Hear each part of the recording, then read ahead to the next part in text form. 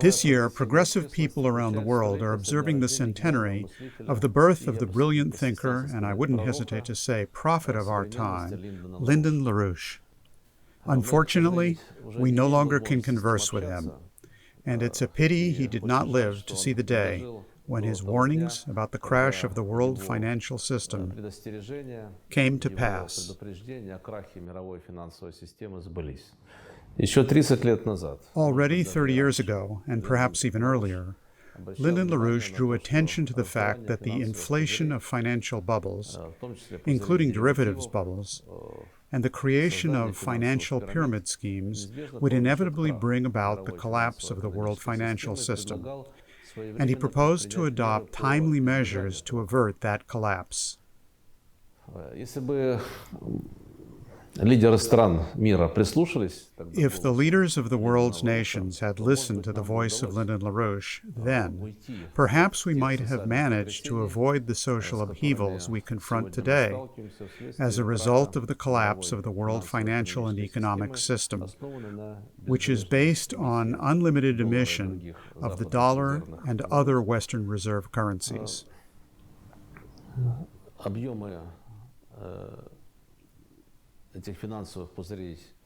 These financial bubbles are not getting any smaller. We have seen that attempts to clean them up end in the inflation of new bubbles.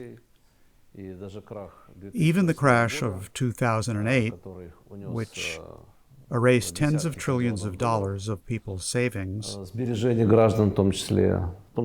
including pension funds, did not prevent financial bubbles from bloating up again as a result of the limitless emission of the world reserve currencies using the device of so-called quantitative easing. Lyndon LaRouche proposed a mutual cancellation of these debts, observing the principle of fairness and effectiveness.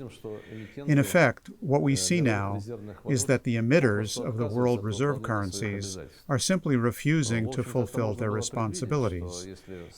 It could have been anticipated that if countries which took the path of pumping up financial bubbles, abusing their monopoly on the right to issue a world currency, ran into a situation where the scale of these financial pyramids greatly exceeded the country's ability to service them, the question would inevitably arise of how to repudiate these debts, simply declare bankruptcy before the whole world, or come up with some other ways to write off their obligations, repudiate them. The United States, Great Britain, the European Union, and Japan have taken that second route. They unilaterally seized and blocked Russia's foreign currency-denominated reserves. That means they are refusing to fulfill their obligations to Russia. Russia invested, that is, extended a credit to these countries in the amount of more than $400 billion.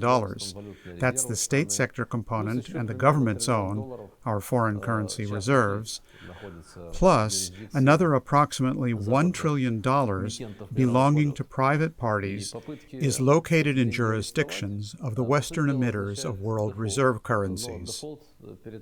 The attempts to block these funds essentially means a default, but a default on what is owed to one of their creditors.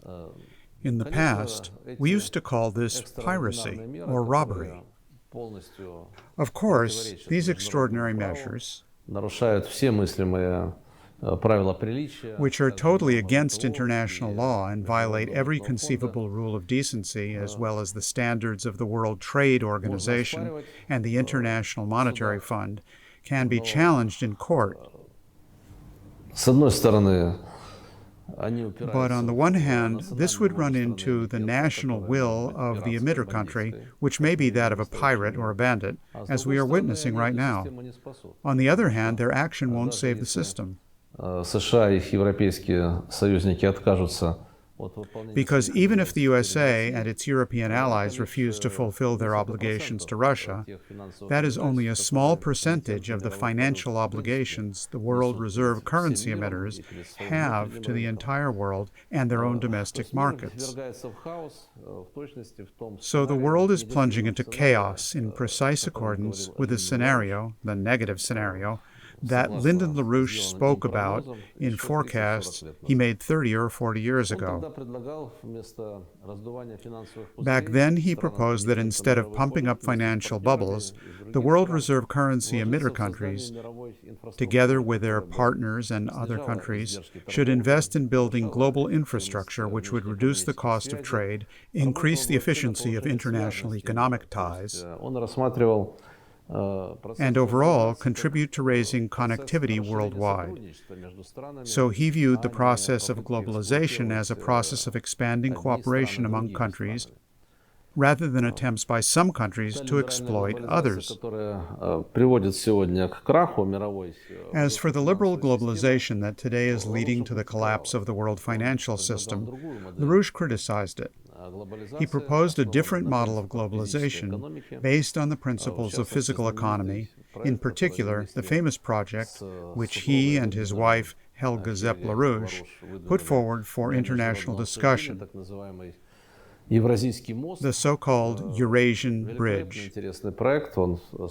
This is a splendid and interesting project which now, after many years, has begun to be implemented through the Chinese Belt and Road Initiative, which we support through linking it with the Eurasian Economic Union. Lyndon LaRouche looked decades ahead. He warned the USA and its partners about the inevitable collapse of their financial expansion policy, under which the interests of speculators eclipse the national interest and the development of the economy.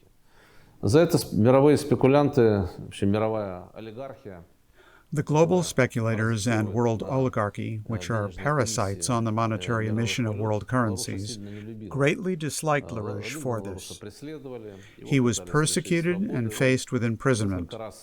He ran for the U.S. presidency several times, and if Lyndon LaRouche had been elected president, the world today would be developing in a stable fashion.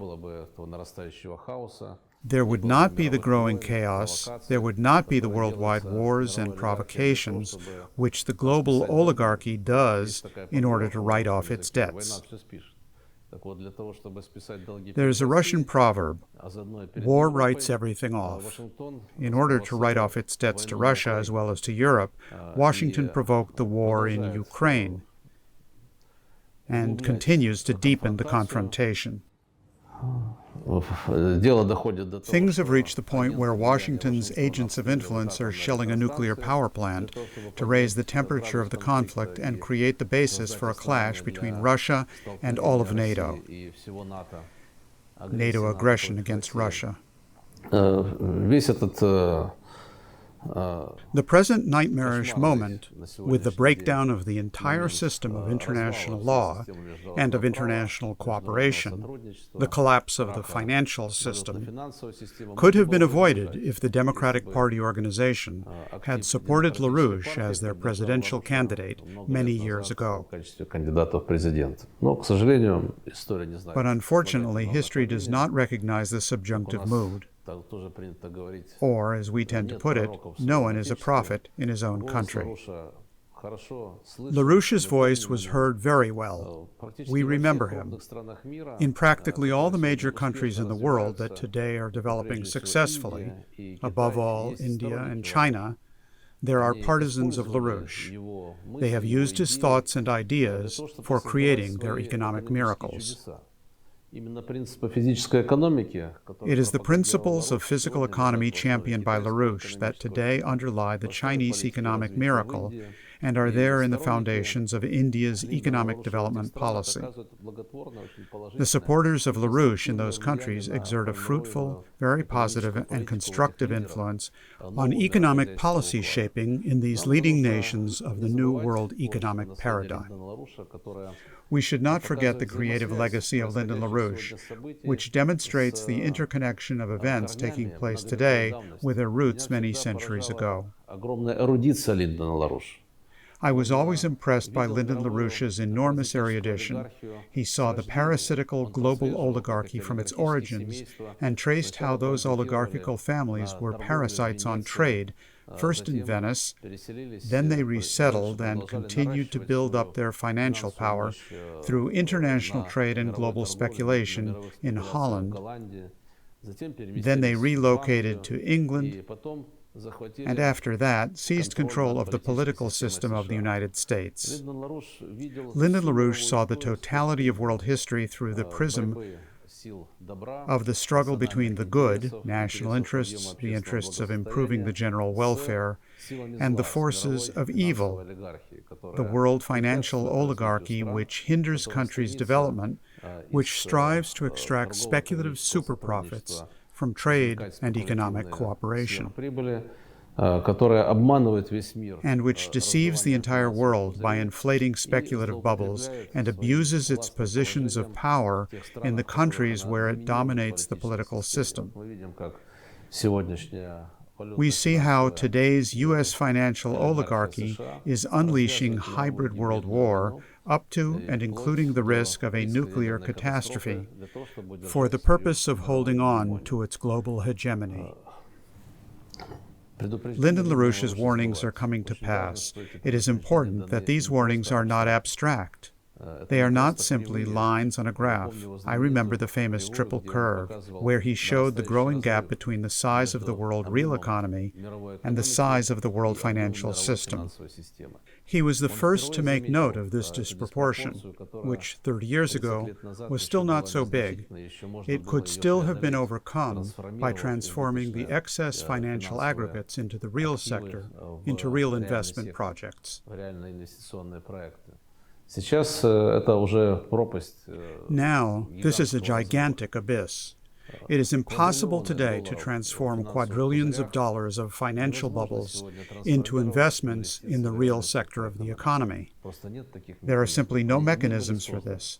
None was created because the parasitical financial oligarchy, which hated LaRouche, which always tried to shut his mouth and persecuted him and tried to keep him locked up, ultimately acquired a monopoly on political power in the United States.